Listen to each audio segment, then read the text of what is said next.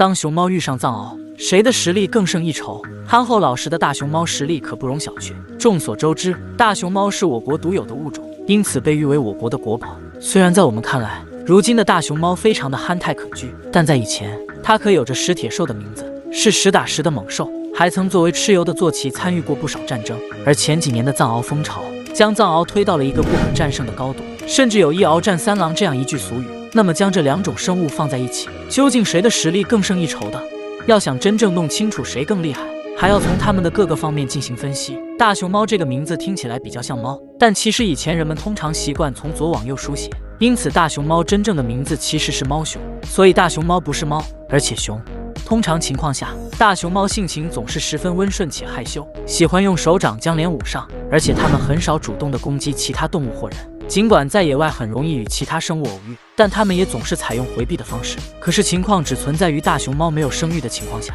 一旦它们当上了妈妈，幼崽就会成为它们主要保护的对象，即便是没有恶意的看望，也会很容易让熊猫母亲动怒。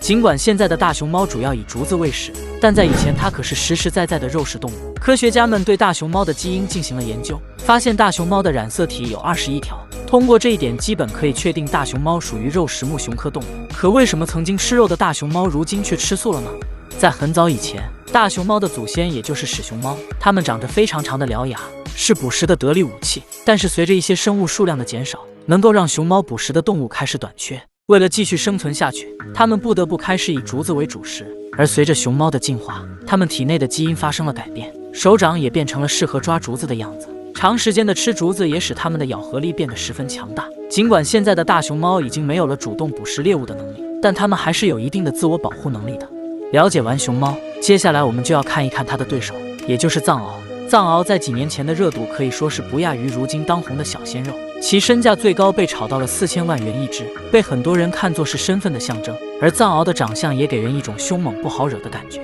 有心之人为了能让藏獒的身价更高，进行了不少的恶意炒作，给藏獒树立了狗中之王的狗设，甚至有人说藏獒可以与狼的实力匹敌。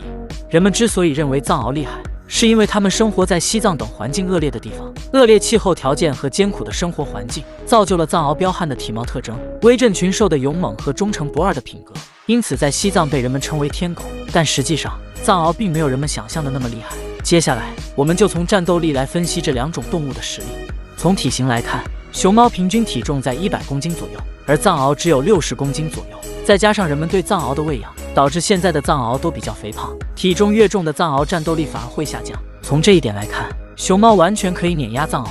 再来看它们的咬合力，既然是动物之间的战斗，那必定是离不开嘴巴的撕咬。我们都知道，熊猫平时的食物就是竹子，能将竹子这种植物都轻松咬碎，想必它的咬合力一定是不弱的。根据专业人员对熊猫的研究，它们的咬合力可以达到350磅左右，在动物的咬合力排名中位列第5。而藏獒虽然也很凶猛，但是从咬合力上来看，也是无法与熊猫匹敌的。藏獒除了尖利的牙齿，几乎没有别的战斗方式了，而熊猫除了巨大的咬合力，还有着锋利的爪子，它们的力气也是非常大的。从这些方面来看，藏獒根本就没有与熊猫一战的实力。藏獒的地位被人们捧得太高了，但归根结底它还是一只狗，而大熊猫可是实打实的熊，不管它现在的战斗力是否退化，也不是一只狗可以挑衅的。所以大家千万不要看大熊猫在动物园中每天吃吃睡睡就认为它们没有杀伤力，如果被大熊猫拍上一巴掌，那后果也是不堪设想的。